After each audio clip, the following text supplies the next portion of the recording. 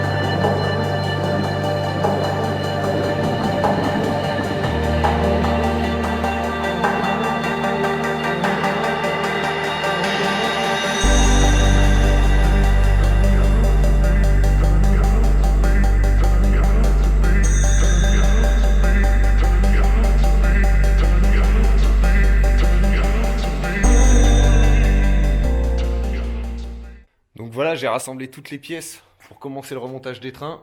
Donc j'ai tout posé ici en fait sur la table. Donc bien entendu, il y a le kit Reos, les amortisseurs, tout ça. Donc je vais vous faire un petit visu hop, directement. Donc voilà, donc bon, on a le kit Reos ici, j'ai un peu spoil sur la page Facebook avec une photo du kit. Ici donc on a les amortisseurs, donc c'est du Bilstein B4, amortisseur avant pareil, on a pris du Bilstein B4. Là les flasques de tambour, tout ça en fait, tout ça on devait, à la base on devait pas absolument pas repeindre ou quoi que ce soit tout ça. Et ça me faisait vraiment chier en fait de remonter des pièces qui étaient pas propres, donc bien entendu rouillées avec le temps. Donc du coup tant pis, j'ai pris le temps, j'ai tout sablé et on a tout peint, comme ça au moins ça va être vraiment nickel au remontage. Ça m'emmerdait vraiment de remonter toutes ces pièces neuves là et d'avoir ça qui fasse dégueulasse, c'est pas du tout mon délire. Donc voilà, les ressorts, on a pris du Magnum. Bon là je vais me faire taper dessus, mais pour ce qui est des ressorts arrière, j'ai pris du Top Ran, donc ça vient de chez Autodoc. De toute façon la plupart des trucs que vous voyez ici ça vient de chez Autodoc, hein. Donc voilà. Ça c'est les kits de protection des amortisseurs, donc c'est que du Febi. On a les disques en Brembo, on a les paliers de suspension Mail. Donc d'habitude je montais du Monroe, là je voudrais essayer le Mail, voir ce que les Monroe ça dure sans vraiment durer, ils finissent tous par en prendre plein la tronche. Donc voilà, et puis bien entendu donc le kit Reos.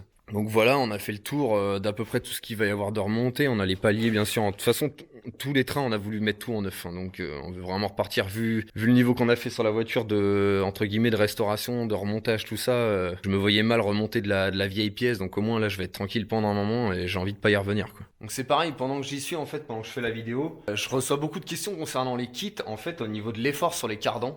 Donc faut bien savoir que quoi que vous fassiez de toute façon, si vous rabaissez une voiture, que vous la rehaussez, il y aura forcément des contraintes qui ne seront pas celles d'origine sur les cardans. Donc forcément vos cardans dureront moins longtemps. Parce que j'ai eu pas mal de commentaires souvent qui disaient ouais mais les cardans ça les abîme tout ça. Bah, bien entendu je vais pas vous dire le contraire, de toute façon vos cardans peut-être qu'au lieu de faire 200 000 km voire plus, ils vont en faire un peu moins, ça c'est une certitude de toute façon. Et on a aussi un problème aujourd'hui que certains connaissent, même sans parler de voitures rehaussées ou quoi que ce soit, même avec une caisse complètement d'origine, c'est que pour trouver des soufflets de cardan qui tiennent le coup, bah c'est mission impossible en fait, il y a plus rien aujourd'hui qui tient. Vous preniez des cardans qui étaient d'origine par exemple sur la Golf 2 et qui avaient 25 ans, les soufflets étaient commencé légèrement à craquer mais ça allait limite.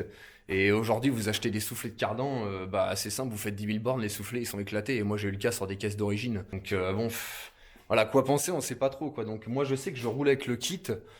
J'ai fait énormément de kilomètres avec notre kit. Et le problème en fait par contre qu'on rencontre avec certains clients sur les kits, c'est qu'on n'arrive pas à déterminer en fait quel ressort ils ont sur la voiture, parce qu'il faut savoir que vous avez des codes couleurs sur les ressorts et qu'il y a eu plusieurs modèles de ressorts. Donc vous avez apparemment des Golf 2 qui sont sortis avec des kits de ressorts en moins 15 d'origine. D'après ce que j'ai un peu fouiné et réussi à trouver comme info, ce serait les Turbo D et les 16S, mais il y a rien de sûr en fait, on n'arrive vraiment pas à savoir, parce que d'une caisse à l'autre, on peut avoir des caisses qui mettent le kit en plus 80 et qui ont absolument aucun problème. Il y a d'autres caisses où le kit 80 rehausse démesurément la Golf, et du coup bon bah nous on le fait gratuitement bien entendu, parce que on veut pas laisser les clients en galère, hein. De toute façon nous on fonctionne comme ça, mais je leur redescends le kit en moins 60 gratuitement de toute façon, et on essaie de savoir, on y travaille pour savoir comment régler ce problème d'information sur tout ce qui est ressort. Donc dès qu'on aura des infos, tout ça on pourra un peu plus aiguiller. On travaille aussi en parallèle pour faire des kits tout simplement réglables, donc qui puisse aller de plus 60 à plus 80. Il n'y a aucun souci à le fabriquer en fait, hein. Il se pose aucun problème pour ça, il suffit juste d'avoir des brides qu'on intercale entre deux avec de la visserie plus longue. C'est absolument pas un souci, ça nécessite même pas de modifier le système du kit. Le seul problème, c'est bien entendu, c'est au niveau du tarif. Moi je peux pas sortir les kits tels qu'ils sont au prix actuel avec ce système de réglage, parce que ça va me coûter beaucoup plus cher au niveau de la découpe laser, parce que ça fait quand même des brides de 2 cm à usiner, ou alors des brides d'1 cm. Donc bien entendu, je serai obligé en conséquence d'augmenter les tarifs des kits. Donc voilà, on est en train de voir tout ça pour régler ce souci-là. Dans tous les cas, c'est un souci sans vraiment en être un, parce que je vous dis, si vous achetez le kit en plus 80 et qu'au montage vous vous rendez compte que la caisse est trop surélevée et puis qu'on a un effort et des claquements sur les cardans, faut surtout pas hésiter à me le dire, et moi je modifie le kit, en fait juste la partie haute. Donc c'est celle-ci. Donc voilà, hein, je peux la remodifier sans aucun problème. Donc voilà, c'était la petite parenthèse pour le kit. Donc bah maintenant on va procéder au remontage de tout ça. Et en même temps comme ça je vais en profiter pour expliquer comment le kit s'installe. Vous allez voir, c'est vraiment super simple, il n'y a rien de compliqué, hein. Si vous savez changer un amortisseur d'origine, vous n'aurez aucun problème à monter le kit. Tant que vous avez des compresseurs de ressort. Ça par contre c'est indispensable pour l'avant. Donc voilà, bah, on va se faire ça tout de suite, et puis voilà quoi. Pour les kits, pour la partie avant du kit, alors vous prenez l'amortisseur. Hop. Prenez vos ressorts, il va falloir des compresseurs de ressort, bien évidemment. Au moins les compresseurs que j'ai, ils sont à l'ancienne, donc c'est super long pour serrer les ressorts avec, donc je vais accélérer un peu le passage où je comprime les ressorts, donc on va faire un peu de place déjà. Donc voilà, on va poser les ressorts sur une microfibre, au moins ça va protéger un minimum pour éviter de trop les frotter, parce que si jamais on enlève de la peinture, après ça va rouiller direct. Donc voilà, le ressort il est comprimé. Donc on vérifie s'il est suffisamment comprimé. Donc voilà, si on ressort la tige à fond, bon moi dans mon cas là ça devrait le faire, je suis quasiment à fond ressorti du ressort, donc c'est bon. Hop.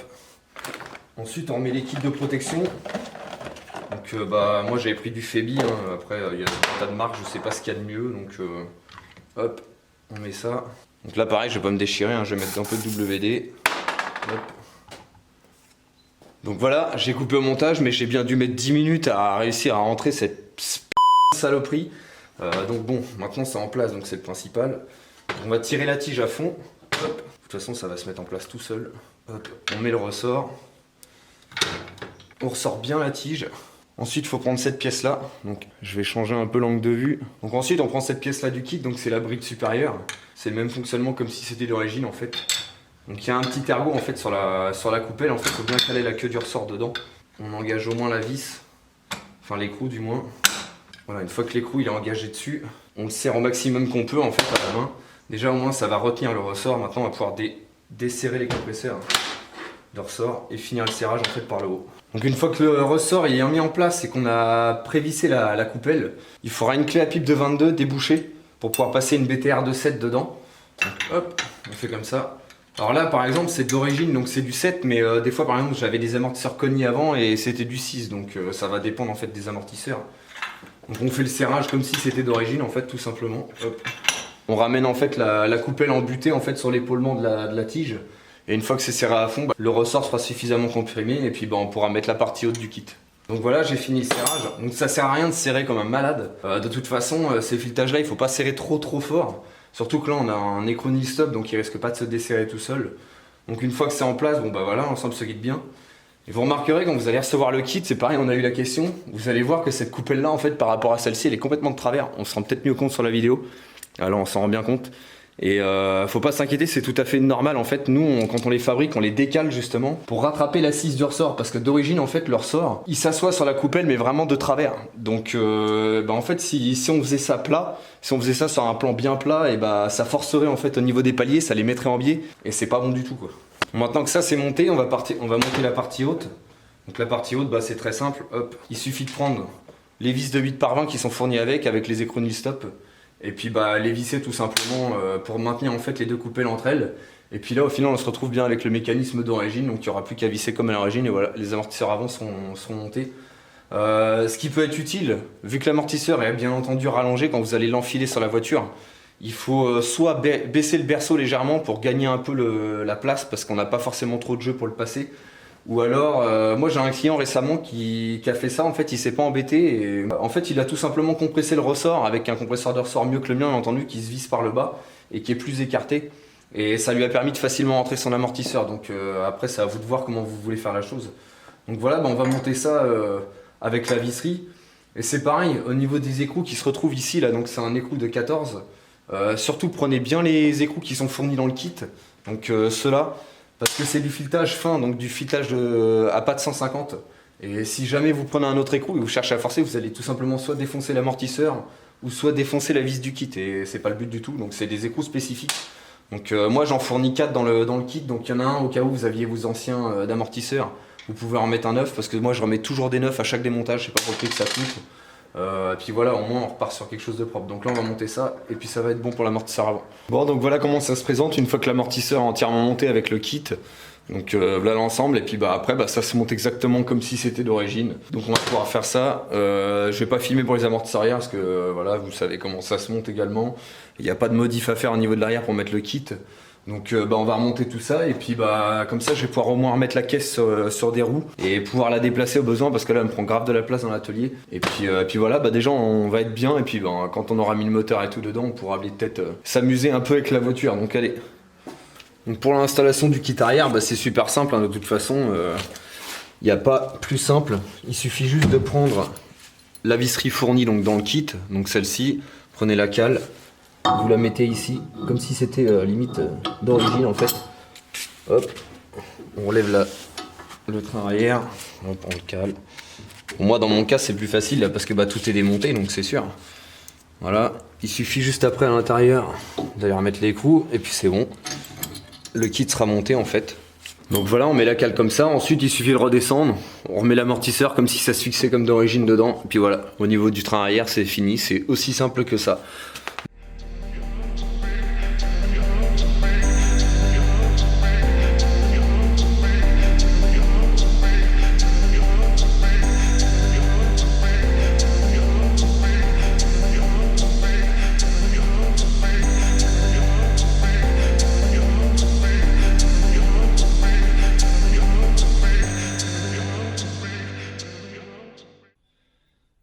j'ai avancé sur la Golf, donc vous avez vu, j'ai remonté les amortisseurs aux quatre coins de la voiture. Voilà, tout est en place, j'ai repositionné les ailes, bon je les ai juste présentées, il y a 2 vis dessus. Donc là je l'ai remis sur des roues, les roues avec lesquelles je roulais d'origine pour le contrôle technique.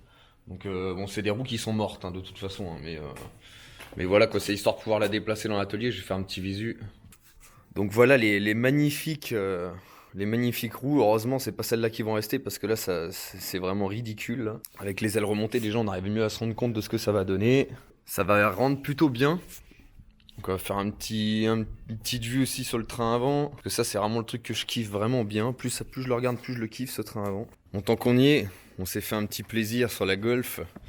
Avec mon âme de tuner avérée. Donc voilà, on a pris des petits feux fumée cristal. Ouais, certes, ça fait un peu tuning des années 90, mais comme je disais, c'est un délire que je kiffe bien.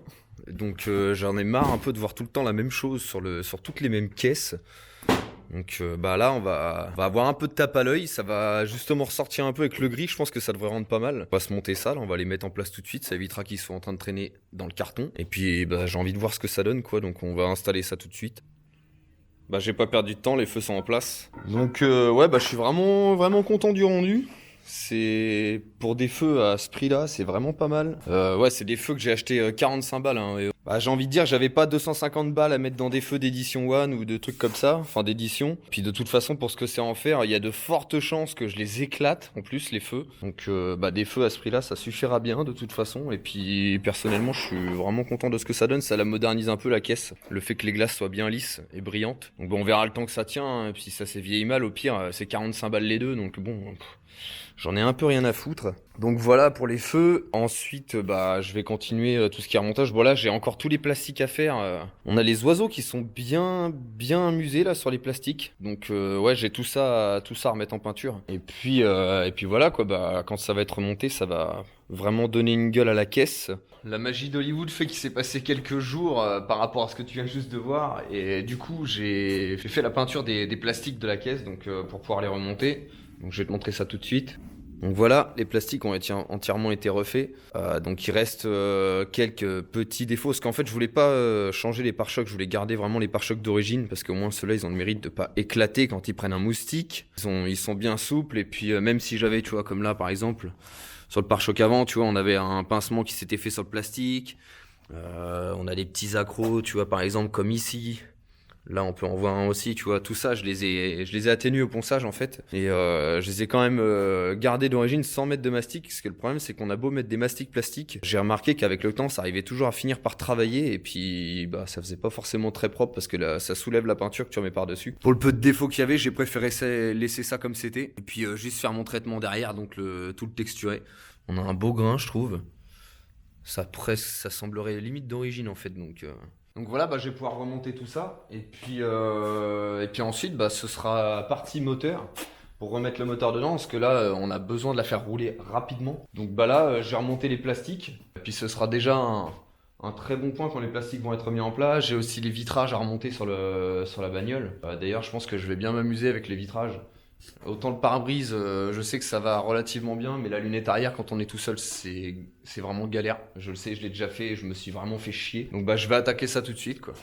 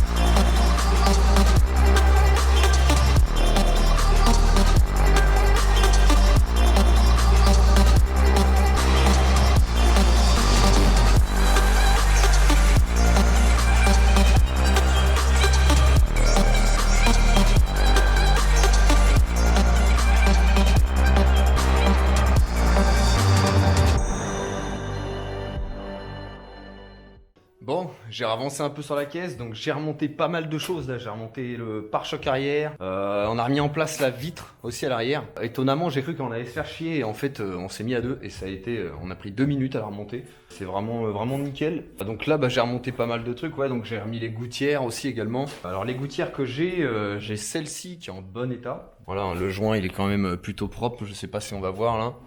Donc il est plutôt clean. En revanche, de l'autre côté, c'est pas la même chanson. Donc je l'ai remis parce que tout simplement, j'avais que celui-là sous la main de toute façon, donc j'avais pas vraiment le choix. Ah, je me prends l'éclairage dans la gueule, c'est pas grave. Donc ouais, là, il est craqué en fait ici. Donc ouais, là par exemple, il est craqué ici. Ici, il manque carrément un morceau du joint. Donc il était tellement desséché que on voit pas bien avec l'éclairage, voilà. Il est tellement desséché qu'il s'est carrément cassé la gueule en fait. Donc voilà, c'est sûr, hein, quand les portes sont fermées, on le voit pas, mais le problème c'est que c'est pas terrible quoi. Juste ce côté-là en plus parce que l'autre côté est vraiment en bon état. Donc voilà, et puis là, je vais pouvoir me remettre sérieusement sur le moteur parce qu'au final, j'ai tellement remonté de trucs que il reste plus grand-chose à réinstaller en fait sur la caisse à part le moteur pour la refaire rouler. Même l'intérieur, j'ai volontairement pas remonté de panneau de porte ni quoi que ce soit parce que je veux remettre des bâches plus épaisses avec du meilleur double face que celui qui est actuellement parce que ça clairement c'est de la merde. Donc j'ai acheté du double face de carrosserie qui sert normalement à coller les logos, donc comme ça bouge vraiment pas. Et puis de toute façon à l'intérieur on a prévu, comme je disais dans une des premières vidéos, de faire un arceau dans la voiture. Donc tant qu'on n'aura pas fait l'arceau, l'intérieur sera pas remonté parce que ça me permet au moins de travailler dedans sans rien abîmer ou quoi que ce soit. Et puis c'est beaucoup plus aisé pour prendre les codes, tout ça, et puis présenter l'arceau. Donc on va laisser ça démonter pour l'instant. De toute façon, moi j'ai besoin de la caisse et là ça m'empêche pas de rouler, de pas avoir l'intérieur. J'en ai rien à foutre, clairement. Donc ça commence à vraiment prendre forme et puis on va pas tarder à être sur la fin. Donc voilà quoi, ça avance plutôt bien. Donc maintenant, hop, on va se mettre sur lui, qui est juste là. Donc là, je vais un peu abréger les étapes du remontage du moteur. Ah bon, je pense que vous n'avez pas forcément envie de vous taper ça. Vous savez tout ce que c'est un moteur, surtout un turbo diesel. Vous avez certainement, pour la plupart d'entre vous, mis déjà les mains dedans. Donc on va zapper un peu cette étape-là. Je vais le remettre dedans quand il sera remonté, tout propre. Et puis voilà, qu'on va pouvoir se faire une petite sortie avec la Golf dès que ça va être prêt, tout ça.